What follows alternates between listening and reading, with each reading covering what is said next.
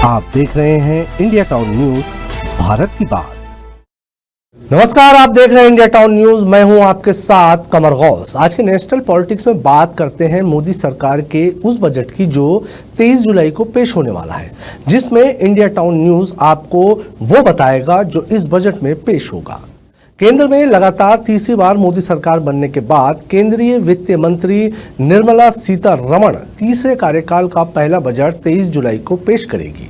इस बार लोकसभा चुनाव में अपने दम पर सरकार बनाने से चूकी मोदी सरकार से लोगों को अनेक अपेक्षाएं हैं। इस बार बजट बनने की भी उम्मीद है और आशा व्यक्त की जा रही है कि वित्त मंत्री सभी सेक्टर्स का ध्यान रखकर बजट पेश करेगी।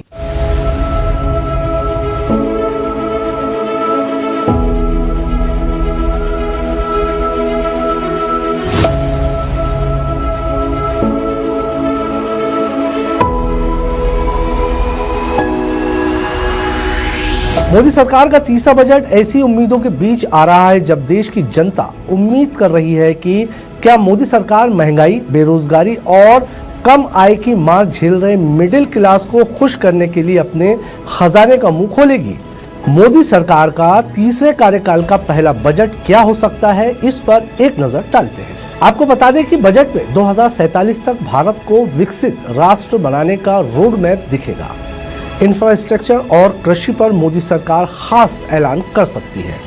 इस बजट में किसान सम्मान निधि, पीएम किसान योजना को लेकर ऐलान की उम्मीद की जा रही है। इस बार पीएम आवास योजना के लिए फंड्स और बढ़ाने का ऐलान हो सकता है। पीएम किसान योजना के तहत किसानों को मिलने वाली रकम में बढ़ोतरी भी संभव है। उम्मीद की जा रही है कि इस बजट में न्यू टैक्स रेजिम को और बढ़ावा देने के लिए इनकम टैक्स स्लैब में 3 लाख की छूट को बढ़ाकर 5 लाख किया जा सकता है। मनरेगा के कार्य दिवस बढ़ाने की भी उम्मीद है।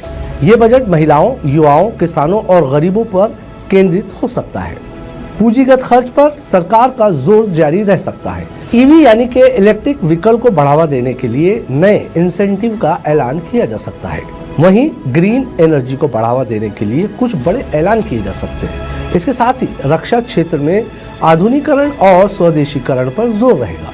साथ ही एनडीए में सहयोगी दलों की मांगों को ध्यान में रखते हुए आंध्र प्रदेश और बिहार के लिए वित्तीय मदद और विशेष योजनाओं का ऐलान भी मुमकिन है।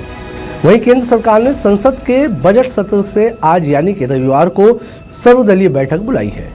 बैठक के दौरान सरकार संसद के दोनों सदनों के सुचारू संचालन के लिए सभी विपक्षी दलों से सहयोग का अनुरोध करेगी। सर्वदलीय बैठक आज सुबह ही शुरू हो चुकी है। सर्वदलीय बैठक में नेता प्रतिपक्ष राहुल गांधी भी शामिल होंगे। संसदीय कार्य मंत्री किरेन रिजिजू भी मौजूद रहेंगे। इस बैठक में टीएमसी शामिल नहीं होगी। आपको यहाँ ये भी बताते चले कि बजट सत्र सोमवार से शुरू होकर अगले महीने की 12 तारीख तक चलेगा।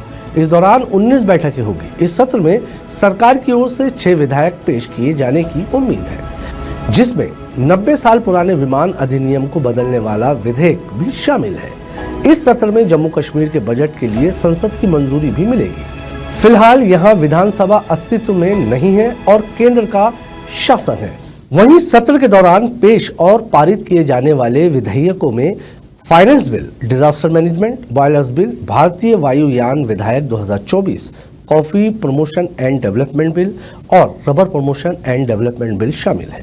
इनके अलावा बजट पेश होगा और उस पर चर्चा होगी।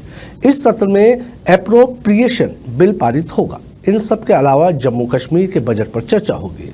इसके बाद इसे पास किया जाएगा। इस बजट में इंडिया टाउन न्यूज की यह खास रिपोर्ट थी।